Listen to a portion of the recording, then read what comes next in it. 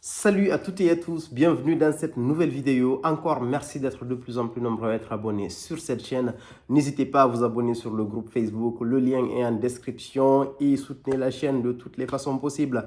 Et merci à ceux qui sont en train de soutenir financièrement la production de ces vidéos-là. Vous avez le lien pour aider en bas de la description. Aujourd'hui, j'ai décidé de faire une revue sur le parfum, le Rouge à Elysium, comme je l'avais fait avec le Creed Aventus. Pour faire un retour d'expérience après plusieurs années d'utilisation, j'ai décidé de faire la même chose avec celui-là parce que ça vaut le coup. Il y a énormément, pour plusieurs raisons, il y a énormément de questions qui reviennent autour du Rouge à Elysium. Ça, c'est totalement normal parce que c'est un parfum qui est extrêmement populaire. Il y a des divergences d'opinion sur lui en même temps.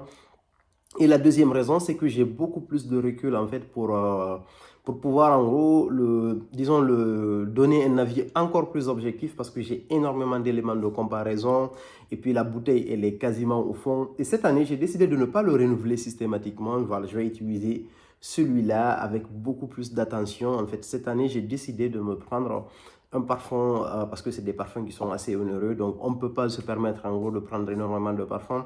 Donc, j'ai décidé de me prendre un Nissan Hashiva X, la nouvelle version qui a été sortie récemment et les livraisons vont commencer à partir de la première semaine du mois de mai de 2023. Donc, du coup, j'ai fait une première précommande du Nissan Hashiva X. Donc, du coup, comme je le disais, j'avais énormément d'éléments de comparaison. Quand on parle juste de parfums fruités, donc on va parler de la base, Creed Aventus, les parfums auxquels on compare un peu le Rouge à Elysium, Bal d'Afrique, Remarkable People de la maison État Libre d'Orange, Fragrance du Bois Milano, Cédrate Boisé, Intense Cédrate Boisé par exemple, God of Fire, Gladiator de la maison Soradora, très beau parfum. D'ailleurs, je vais vous faire une review. En fait, je pense cette semaine, si je ne me trompe pas, on a le consort de la maison Boadicea Victorieux. Je vous parle de ces parfums. En fait, c'est pour vous dire, c'est des parfums qui tournent à peu près autour du même profil, même s'ils sont différents. Il y a le Louis Vuitton, l'immensité aussi. Donc, du coup, j'ai pas mal d'éléments de comparaison et même le club de nuit. Intense Men, même si certains vont trouver que ce parfum n'a pas sa place en fait dans cette comparaison. Donc le Rouge à Elysium, moi c'est celui-là, je l'ai pris sur le site officiel de la marque qui est livré dans ce joli box.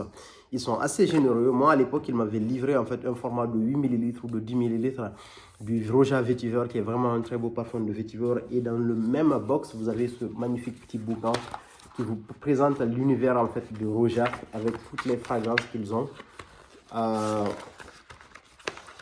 Là, par exemple, on a l'Elysium avec la description, toutes les notes. Mais je pense qu'il n'est plus d'actualité parce qu'entre-temps, ils ont eu l'opportunité de sortir plusieurs fragrances. Donc, on va aller dans le fond. Ce parfum, c'est un parfum qui a été créé par Roja Dove. Roja Dove, c'est le propriétaire de la marque et naturellement, la marque porte son nom.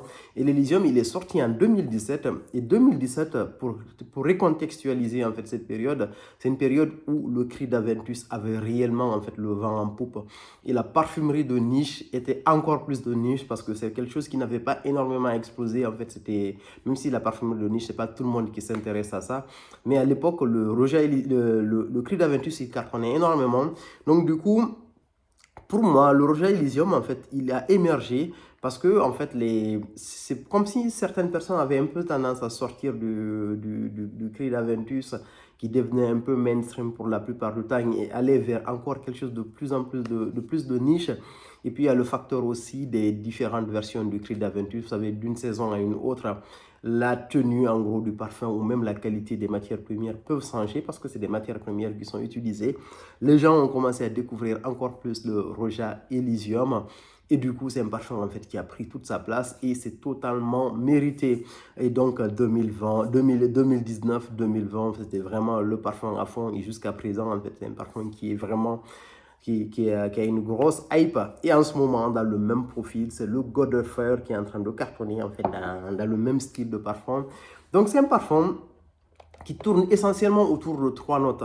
Les trois notes principales en fait de ce parfum-là, on a le pamplemousse au niveau des notes de tête, après on a le cassis au niveau des notes de cœur qui représente vraiment la note forte et on a les bêtes générées avec les notes de fond de parfum. C'est une note de benzoyl. Vous commencez à la détecter dès le début du parfum, mais par contre, elle reste jusqu'à la fin du parfum. C'est un parfum qui est extrêmement complexe.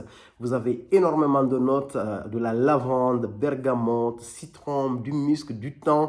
La note de thym, c'est une note que j'aime bien en parfumerie, surtout quand elle est mélangée en fait avec des notes fruitées.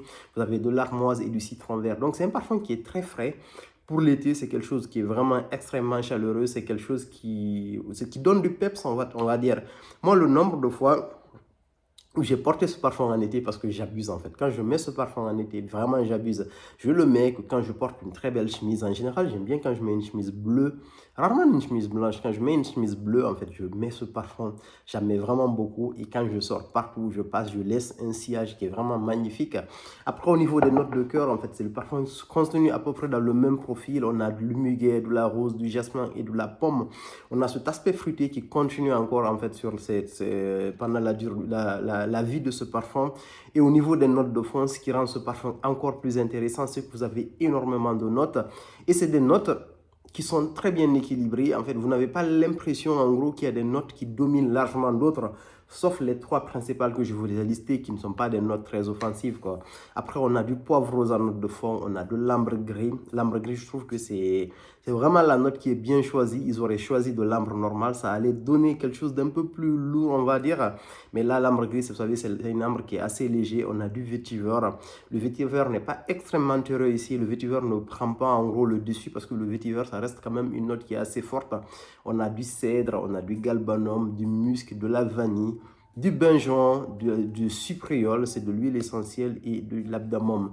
Donc du coup, il y a du galbanum et il y a du labdamum dans ce parfum. C'est un parfum qui est extrêmement complexe olfactivement. Et le rendu est vraiment magnifique en fait.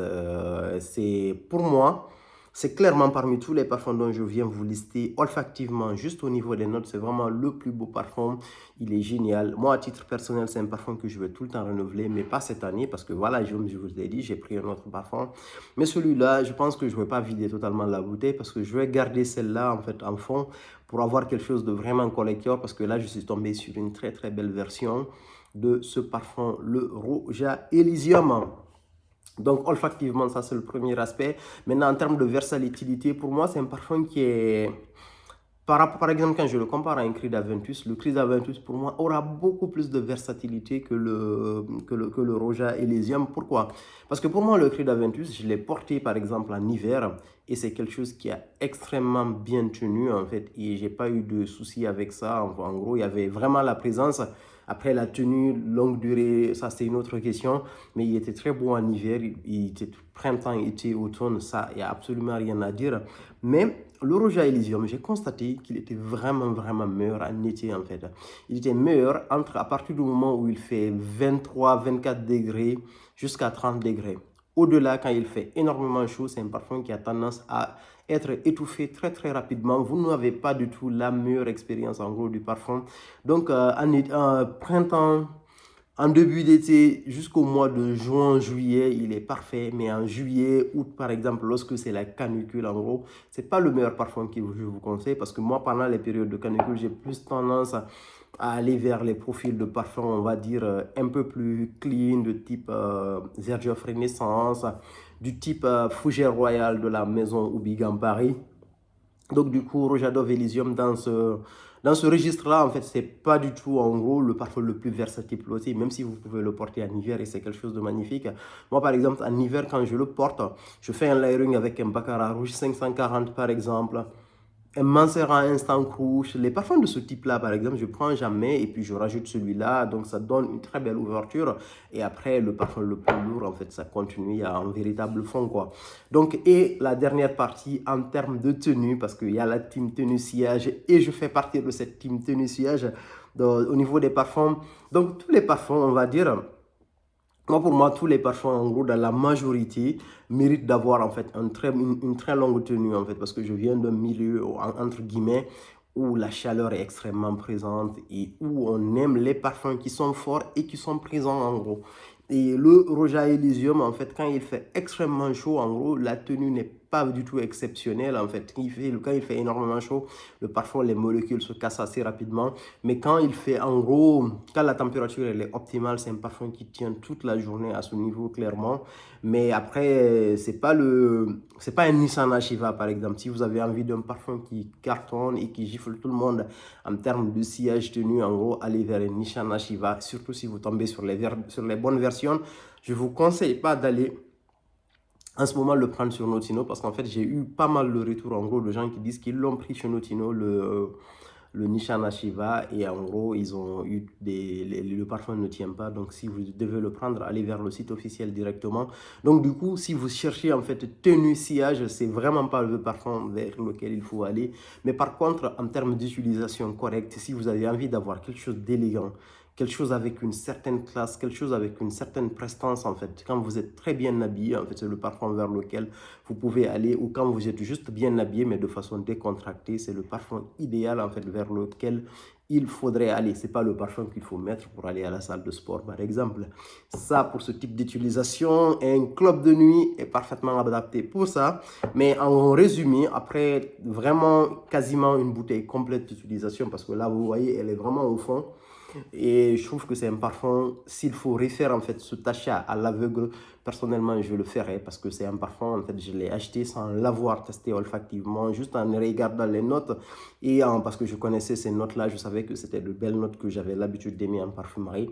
Donc je l'ai acheté à l'aveugle. Personnellement, je n'ai pas été déçu par la tenue et le sillage. Et j'ai été vraiment pas déçu aussi par la versatilité du parfum. Parce que le parfum, en fait, sur sa fenêtre de tir, il est extrêmement efficace. Et c'est un parfum qui m'a donné tellement de compliments. Moi, je vais pas vous mentir, j'adore en fait être complimenté quand je porte un parfum. Même si je suis extrêmement gêné quand on me dit ça, mais ça fait plaisir en fait. Ça fait plaisir à la plupart des gens qu'on remarque, entre guillemets, votre parfum et qu'on vous dise qu'ils sentent bon. Et celui-là, franchement, c'est un parfum qui est quasiment que je peux classer dans les parfums signature. Il est extrêmement beau. Moi, je vais l'avoir encore à nouveau. Si je peux me le permettre, je me le reprendrai. Mais en priorité, pas cette année, parce que pour cette année, pour cet été, comme je vous l'ai dit, j'ai choisi le Nissan Achieva X. J'espère qu'ils vont me le livrer assez vite parce que voilà, pour les premières commandes, il y aura probablement un goulot d'étranglement parce que c'est un banger aussi, le Nissan Achieva et la version X qui a légèrement changé d'après la description en fait. Donc, je suppose qu'il y a beaucoup de gens qui vont le commander. Et voilà, le Roja Elysium, je le recommande, je le reprendrai systématique. Je le reprendrai, on va dire dès que la bouteille sera off, mais bon, j'essaierai de garder quand même un fond. Maintenant, il y a des gens qui se posent aussi des questions. Est-ce qu'il faut prendre cette version ou est-ce qu'il faut prendre en gros la version, je ne sais pas si c'est extrait de parfum ou parfum, parce qu'il y a une autre version extrait de parfum qui existe, je crois. Je ne sais pas si c'est un parfum ou si c'est un extrait de parfum, parce que celui-là, c'est une eau de parfum. Rouge à Dove Cologne, mais c'est une concentration eau de parfum. Moi, je pense que personnellement, ça ne vaut pas le coup, en fait, parce que moi, je trouve que celui-là, il est vraiment parfait pour cette utilisation-là. Tout est équilibré, en fait. Il n'y a pas quelque chose à faire en mieux, quoi. Après, si vous avez beaucoup de sous, vous pouvez vous le permettre, mais celui-là, je trouve qu'il est vraiment parfait. Il n'y a pas besoin, en gros, d'aller vers l'extrait. Il fait très, très bien le boulot. Et surtout, en termes de prix, celui-là, déjà, je trouve qu'il est un peu cher, 295 €. Et voilà, donc si vous allez vers l'extrait, ça je ne sais pas combien il coûte, je n'ai même pas cherché à savoir le prix. Je l'ai juste testé plusieurs fois au cours de mes différents passages chez Dievois où j'ai eu l'opportunité d'acheter quelques parfums. À chaque fois, en fait, je profite pour tester celui-là, le Roja Elysium en version extra de parfum. Donc moi, je vous conseille cette version parce que pour moi, elle est vraiment parfaite. En plus, la bouteille, elle est super belle. Donc voilà ce que j'avais à dire sur le Roja Elysium. N'hésitez pas à me dire ce que vous pensez de ce parfum et quels sont vos retours pour ceux qui l'ont utilisé. Et est-ce que vous avez l'intention de prendre ce parfum pour cet été? Voilà ce que j'avais à dire. Merci beaucoup. Abonnez-vous à la chaîne et soutenez la production de ces vidéos-là.